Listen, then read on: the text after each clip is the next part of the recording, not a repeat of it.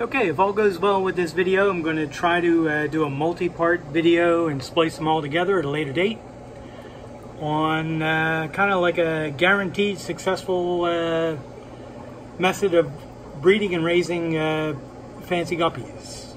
So this tank is one of my tanks of breeders of half black blues, and some people are going to say, you know what, they look like they're half black purple. And this one looks like a half black purple with a light blue dorsal. And that's exactly what it is, I think. I don't know what the heck's going on with these. They're supposed to be half black blues, but they're looking purple in my water, which happens. So, briefly, I have these in a 5.5 gallon tank. I mostly use 5.5s for breeding trios when it's multiple. This started out as 3 pair, and I still have 3 pair. And then if I have a breeding trio or a breeding pair, I use 2.5 gallon tanks for them. And I put in a lot of water sprite, as you can see. And the reason for the water sprite is to provide protection for the babies and also protection for the females that are getting chased a lot. The other thing I wanted to mention is the 2.5 gallon tanks. I use them for crosses that I'm starting out, or for some either expensive guppies I bring in or really nice ones that I want to keep going.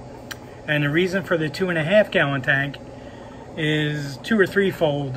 First, it gives the males much less of a space to chase the females around in, so it ensures that the cross or the continuation of the species is going to take place, because you put them in a 20 gallon tank, they may never find each other. So that's what I would normally do. Now in this tank I have, you can see this female is nice and healthy, but she's nowhere close to having babies, so she probably already did. And this female, same thing. So there's no real reason to dwell on them. This is one I want to dwell on for the video and the continuing videos. She's got an extremely rotund appearance, and if she turns to the side, there you go. She's got a huge gravid spot, which is most likely a combination of some poop and the eyes of the babies. Kind of sucks for the babies if it's a combination of both. And this female is close to having babies. If she was going to have them today or tomorrow, this back part of the bottom of by the anal fin there would be more opened up. Basically she'd be dilated, which hasn't happened yet. So she's probably about 3 to 5 days away from having babies. And what I'm going to do is I'm going to net her out of the tank. And I don't have any 2.5 gallon tanks open because I'm an idiot and I keep filling them up with fish. And what I'm going to do is my other super duper method of continuing a line. I use these 1 gallon, they're either pickle jars, or I just bought these at Walmart. And as I mentioned in other videos, you can buy like Utz or some other brand of snacks. They'll come in a container like that, and you eat the snacks, have a good time, and when you're done, you rinse it out really good, probably with a little bit of bleach, and then fill this thing after you rinse it good with water. Add some tank water, and as you can see, I have some water sprite at the top and some Java moss at the bottom. So what I'm going to do without you being able to see, because I can't catch a fish and throw her in there at the same time and hold the camera, I'm going to net her out. And I already have some tank water in that little 1 gallon container. I also have an air stone that is bubbling in there. I don't use filters for that. That's part of the additional reason of plants, besides cover for the babies, is filtration. So she's going to go in there and live in there for a few days until she drops. And then after she has the babies, I'm going to take her out, put her back in the tank, and then I'm going to raise the babies in that small 1 gallon container for approximately a week. And after that, I'll move them into a larger tank, either a 5.5 that's only filled halfway, or I'll put them in a 2.5. And the reason for that is you want the babies to be able to find the food easily.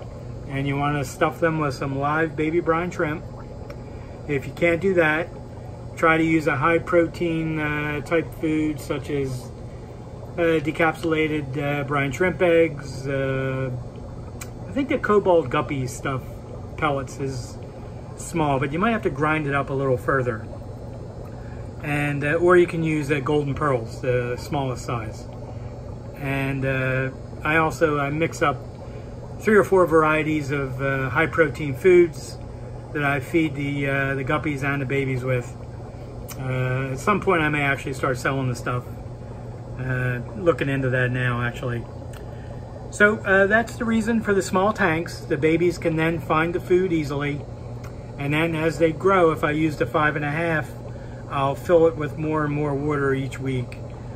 And at some point in about 3 weeks to 5 weeks, you want to move those babies into a 10 and raise them up in there. And then from that point, what you would do is you would monitor the growth of them as you feed them the high protein foods. And once you can start telling the males from females, the females, they're all going to look the same for the first month or 2. And then you'll see the males will start to develop a little bit, probably with more color first, and then the gonopodium will start to sharpen up. And at that point, if you don't want to colony breed, what you want to do is you want to have another 10-gallon tank standing by, and you want to move.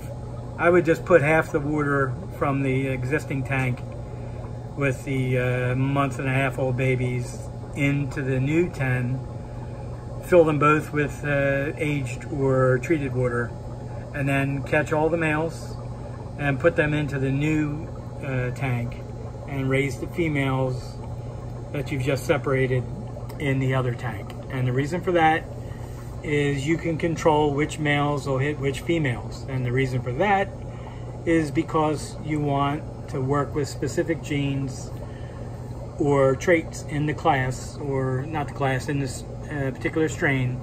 So like, for example, these fish, I would not want to use this male, as beautiful as he is, because the dorsal is a different color.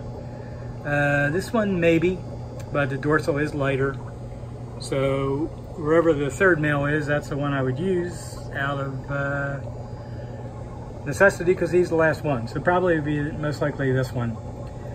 And that one would go in with, not this particular one, but the young ones that are exhibiting these traits would go in with 3 or 4 females into their own tank, either a 2.5 or a 5, and then you start the process all over again. So I'm going to end this part of the video now, and I'm going to catch this female and put her in the 1 gallon container and feed her pretty heavily with live baby brine shrimp and frozen foods, and then within a few days she should drop. So today is February the 1st. See if we can get that in there. Friday the 1st. And we'll see how long it takes to get some babies, and I'll go with part 2 in a little while. All right, thanks.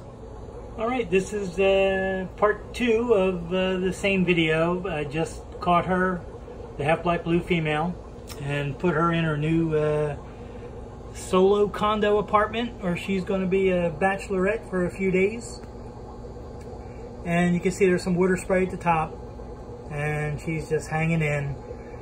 The next thing that should happen after I feed her, and probably in a couple days, is she'll start dilating at the back, because she can't dilate at the front, and she'll hang at the top of the tank, and the pec fins will probably go a mile a minute, and she'll just kind of hang at the top until she has the babies. They either do that or they do it at the bottom. So anyway, that's part 2, and the next video will start hopefully with her having had a bunch of babies and them all swimming all over. Thanks. Okay, well, I was right and I was wrong, and I technically did something you should never do, which is move a female as she's close to having babies, because this is you can see there's some in here. There's a little guy right there, some more down at the bottom, and it is an hour and a half after I moved her, so that was not good. But there are babies in the tank now. I just fed some live baby brine shrimp in there. See if we can get a look at her. It's a couple of the babies right there. There's part of her. And babies are pretty healthy. They're swimming, they're not jumping around, so that's good. And she's still really chunky, so I'll wait a little while before I pull her out and put her back in the tank. In fact, what I'll probably do is put her in a separate container for a little while, for like a day, and then treat that with a couple drops of stress code or Melfix or something, and then put her back in.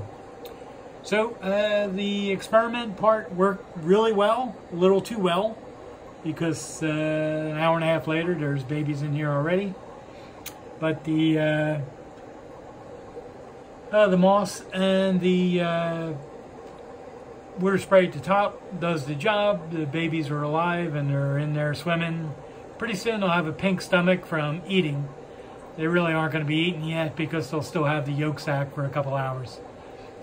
So that's the second part of this thing, and it was a success. All right, this will be the final part of the hopefully smooth video of guaranteed success, step-by-step breeding guppies, fancy guppies. The female is back in her tank. She had the babies, quite a few. I'll show you that next. I actually think this might be her up in here. So things really went better than I expected. It is now the next day, 11:25 in the morning, and this is the result. So it's going to be a little hard to see. I'll try to, maybe it's better to film it from above here. So I fed them. There's an absolute poop ton of babies in here. Playing the drums for them on the side of the container, get them moving. I put some food in there already because they need food often. So this is them. Let's see if we can get a close-up. They're all in excellent shape. They weren't like premature or anything. They have good body shape to begin with, and they look nice and healthy. So sorry for the glare. I'll try to get the top ones. And this is a whole gallon container full of half black blue guppies. I have to make sure I don't drink this by mistake. That would really suck. And they are doing well. This thing keeps focusing on the outside of the container and not what's in it. There we go.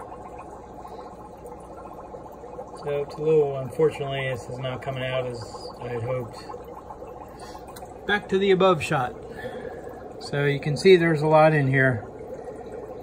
And what will happen is they will be raised in here for approximately 2 weeks. And feed them 3 or 4 times a day, small amounts of food. They'll get 1 feeding of live baby brine shrimp. And a couple of feedings of these high protein foods I mix up. And that's what's at the top right now. So, yeah, this worked out great. I hope you enjoyed this little step-by-step thing on guaranteed success breeding guppies. And any questions, feel free to ask. Thanks.